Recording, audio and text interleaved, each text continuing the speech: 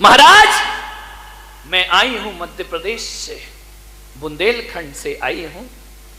मैं बहुत दुख है मुझे इस बात का कि इतनी बड़ी समाज और साधु भूखा बैठा है। महाराज ने कहा मेरा संकल्प है जो दीक्षा नहीं लेगा तो इस गांव में मैं आहार अन्न जल भी ग्रहण नहीं करूंगा। ऐसी घटना घटी, आंखें भर आई उसकी कि मैं गुरु दर्शन को आई हूं। 11 दिन हो गए, कोई दीक्षा नहीं ले। कौन लेगा दीक्षा? और महाराज भी अपने संकल्प से हटने वाले नहीं हैं। एक दिन कई शास्त्र सभा के बाद एकांत में बैठी और उसने कहा इतनी बड़ी समाज और साधु भूखा, ये कैसे हो सकता है? उन्होंने कहा कि मेरा जीना बेकार है। यदि मेरा गुरु बैठा है तो ये ग्रास तो मेरे मुंह में नहीं जा रहा है। गुरु का 11 उपवास हो गए और मैं भोजन करूं। झट से उठी आचार्य सन्मति सागर के पास गए। महाराज कल आपका पारणा होगा।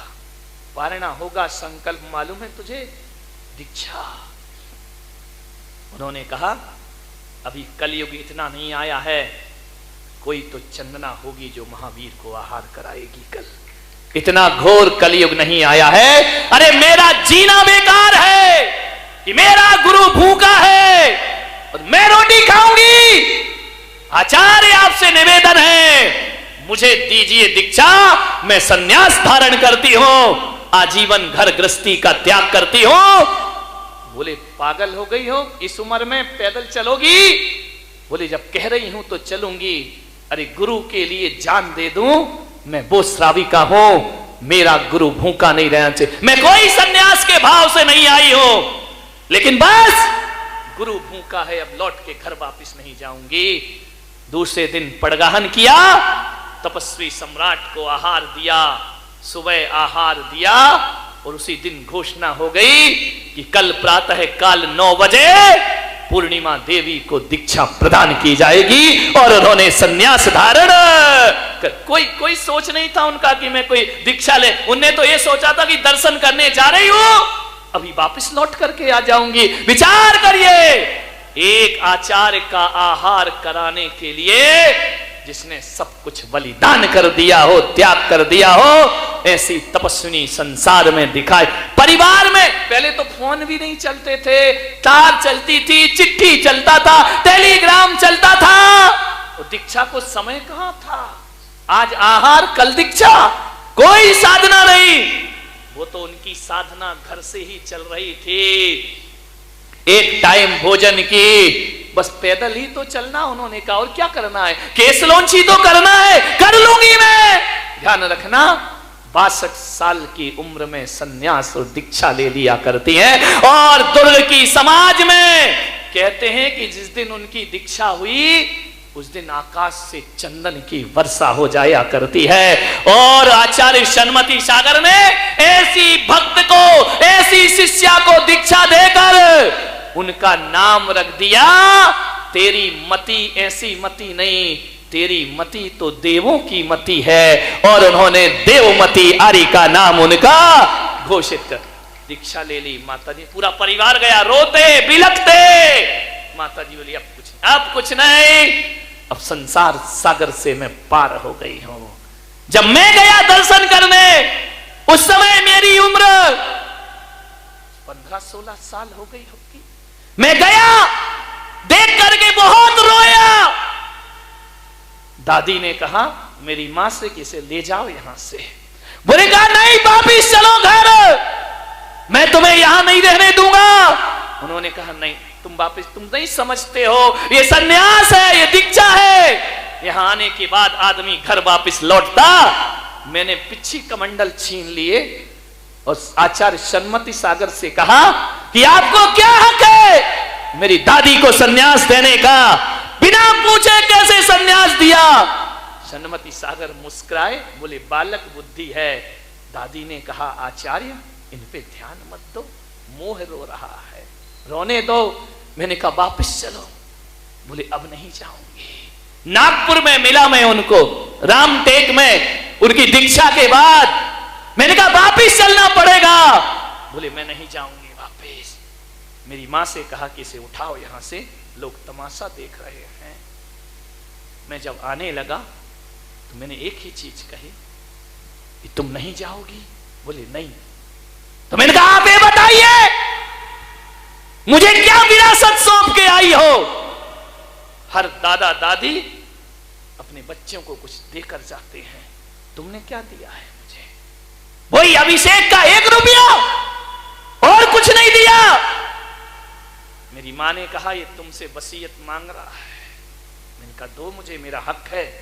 क्या सौंप कर आई हो मुझे? चुप रह गई, सन्नाटा। मैंने कहा बिना लिए नहीं जाऊंगा, या तो तुम्हें लेकर जाऊंगा या तुमसे कुछ लेकर जाऊंगा।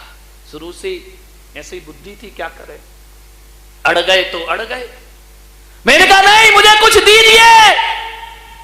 आचार्य सन्मति सागर ने कहा दो इसे कुछ। मेरी मां समझी कि अभी महाराज लोग क्या देंगे, नियम पकड़ा देंगे, कहा कि ये नियम ले लो और चले जाओ। उस समय ना जाने कैसी उनकी सोच चिंतन था। मैं तो सोच सोच कर आज हैरान होता हूं कि एक अनपढ़ आदमी इतनी गहरी सोच रख सकता है। उसने कुछ नहीं किया। बोले तुझे वसीयत चाहिए? तुझे चाहिए कि मेरी दादी ने मुझे क्या दिया है? उन्होंने अपनी पिच्छी उठाई और एक पंख तोड़ा उसका। ले मेरी विरासत, ले मेरी वसीयत। एक सन्यासिनी इससे ज्यादा कुछ नहीं दे सकती है। और एक पंख तुझे दे रही हूं, ध्यान रखना, एक पंख दे रही हूं बस। और जानता है तू जिस हक से मुझसे अपनी विरासत मांग रहा है, मैं भी तुझसे अपेक्षा रखती हूं इस एक पंख को 1000 पंख बनाना।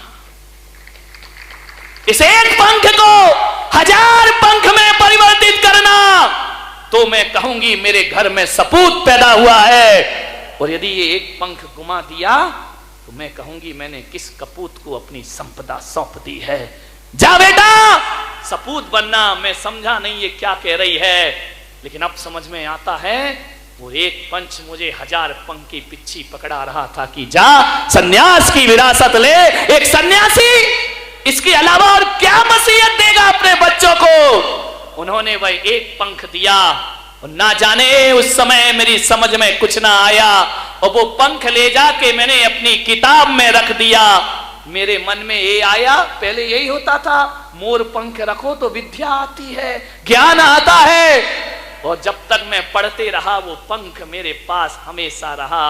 और आज कहता हूं वाहरी अनपढ़ सरस्वती, तूने मुझे आचरण की संपदा प्रदान कर दी। तूने मुझे वो ज्ञान दिया कि आज मैं बारामती के इस पंडाल में बैठकर लोगों को धर्म का उपदेश प्रदान कर रहा हूं। ध्यान रखिए, वो विरासत दी उन्होंने मुझे, वो वसीयत दी उन्होंने मुझे कि इसे संभालो, इसमें वृद्धि करो।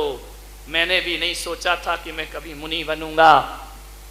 जयसागर जी को मुनि अपने हाथों से बनाकर गई, उन्होंने कोई दीक्षा कराई अपने सामने। मैं छोटा था, मुझे कहा पढ़ो लिखो, अभी तुम्हारा ये काम नहीं। ध्यान रखना, उस गांव में 70 घर की जैन समाज है, मात्र 70 घर। आप विश्वास नहीं करेंगे, उस गांव की पहली सन्यासिनी कोई है तो द्वारिका देवमती माता जी है। और उनके बाद आज उस गांव से 30 लोग सन्यासी बनकर के घूम रहे हैं। 30 सन्यासी हैं, विचार करिए। कोई यारिका है, कोई मुनि है, कोई एलक है, कोई चिल्लक है, कोई ब्रह्मचारी है। मेरे ही परिवार से मैं अकेला नहीं हूं। उन्होंने दीक्षा ली, इस शरीर के बड़े भाई ने दीक्षा ली, मैंने दीक्षा ली। मेरी चाची आज आरिका है, चिल्लिका के व्रत पालन कर रही है। मेरी माँ ने देखा कि सब दीक्षा ले रहे हैं तो मैं भी घर संसार और परिवार का त्याग, ये तपस्वियों का परिवार, ये त्यागियों का परिवार, जहां सन्यास लेने की होड़ मची हुई है। हर कोई सन्यास मांगा करता है, हर कोई दीक्षा मांगा करता है। ये विरासत है हमारे पूर्वजों की, ये वसीयत है हमारे पूर्वजों की। मान्यवर, आपसे निवेदन है, सब सन्यासी। अभी और लाइन लगी है घर में, जो उस दिन रक्षाबंधन पर देखा था, जो चमक धमक कर आई थी। सबके संकल्प हैं कि जिम्मेदारी से मुक्त होके हम भी आरिका के व्रत धारण करेंगे, संन्यास के व्रत, प्रतिमाओं का पालन कर रहे हैं, संकल्प ले रहे हैं। और आज 30 सन्यासी उस घर, प्रज्ञा सागर जी महाराज, वह भी हमारे वहीं के हैं।